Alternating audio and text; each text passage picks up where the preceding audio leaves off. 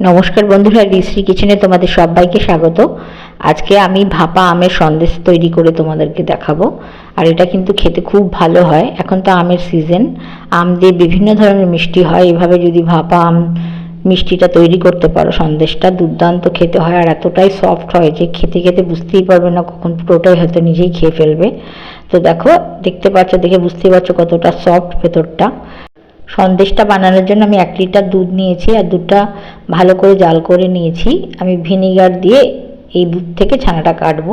আমি 2 চামচ ভিনিগার আর তার সঙ্গে 2 চামচ জল দিয়ে কিন্তু এই ছানাটাকে কেটে নেব। আমি অল্প অল্প করে 2-3 বারে কিন্তু ভিনিগারের এই লিকুইডটা দিয়ে দিয়ে আমি ছানাটা কেটে নিচ্ছি। দেখো, মোটামুটি আমার ছানাটা কিন্তু কাটা হয়ে গেছে।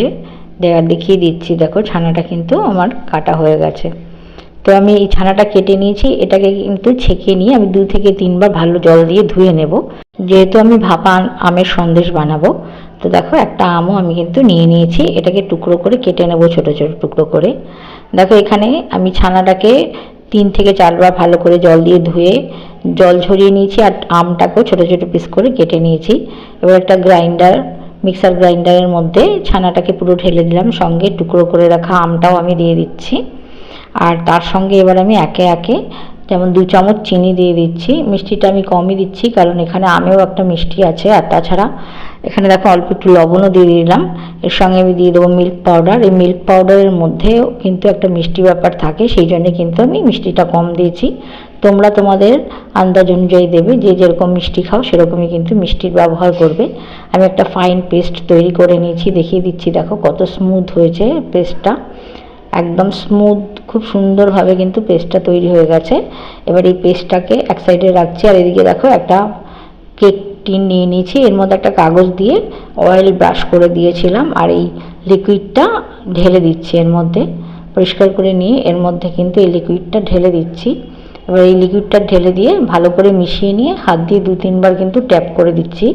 এভাবে হাত দিয়ে 2-3 বার ট্যাপ করে নিয়ে এর উপরে কিছু কুচনো ড্রাই ফ্রুটস দিয়ে দিচ্ছি। ঘরে যা থাকবে, যেরকম থাকবে সেরকমই ড্রাই ফ্রুটস দিয়ে দিতে পারো। পেস্তা থাকলে পেস্তাও দিতে পারো। আমি এখানে কাজু কিশমিশের গুঁড়ো করে দিয়ে দিলাম, টুকরো করে ছোট ছোট। আর এবারে একটা ফয়েল পেপার দিয়ে এটাকে র্যাপ করে দেবো। তোমাদের কাছে যদি টিফিন বক্স থাকে, কন্টেনার, এরকম যে এয়ারটাইট কন্টেনার থাকে, সেটার মধ্যে দিয়েও কিন্তু এটাকে বানাতে পারো। আমি এখানে ফয়েল পেপারটাকে খুব ভালো করে আটকে নিয়েছি। আমি গ্যাসের ওপর আগে থেকে একটা কড়াই বসিয়ে দিয়েছিলাম, আর তার মধ্যে একটা স্ট্যান্ডও দিয়ে দিয়েছি, দেখতে পাচ্ছ। আর কিছুটা জলও দিয়ে দিয়েছিলাম। জলটা কিন্তু গরম হয়ে গেছে। এবার আমি এই বাটিটা এর ওপরে বসিয়ে দিলাম, আর বসিয়ে ঢাকা দিয়ে আমি 20 মিনিটের জন্য কিন্তু এটাকে স্টিমে দিয়ে দিচ্ছি। দেখো, আমি এখানে 20 মিনিটেই কিন্তু এটা তৈরি করে ফেলেছি। তোমাদের হয়তো কম বেশি একটু লাগতে পারে, লিকুইডটা যেরকম হয় সেই হিসেবেই কিন্তু কম বেশি সময় লাগে। দেখো, আমি দেখিয়ে দিচ্ছি একটা কাঠি দিয়ে। দেখতে পাচ্ছ পুরো পরিষ্কার এসছে, কোথাও কিন্তু লেগে নেই। তো বুঝতেই পারছো এটা কিন্তু হয়ে গেছে। এবার একটা ছুরির সাহায্যে আমি চারিদিকটা একটু ছাড়িয়ে নিচ্ছি আস্তে আস্তে। এটাকে আস্তে করে আলতো করে ছাড়িয়ে নিয়ে একটা প্লেট দিয়ে এটাকে উল্টে দিচ্ছি। দেখো, আস্তে করে এটাকে উল্টে দিলাম, দিয়ে 2 থেকে 3 বার একটু ট্যাপ করে নেব। তাহলে কি হবে, খুব সহজে এটা কিন্তু খুলে আসবে। দেখো, এটাকে কিন্তু আস্তে করে তুলে নিচ্ছি টিফিন বক্সটা। এবারে নিচে যে পেপারটা দিয়েছিলাম সেটাকেও হাত দিয়ে আস্তে করে সরিয়ে দিচ্ছি। বন্ধুরা দেখো, দেখে বুঝতেই পারছো এটা কিন্তু খুব সফট হয়েছে। আমি উল্টে দিচ্ছি জিনিসটাকে, দেখতে পাচ্ছ, দেখে বুঝতেই পারছো এটা কিন্তু খেতে খুব ভালো হয়। অবশ্যই বাড়িতে একবার ট্রাই করো।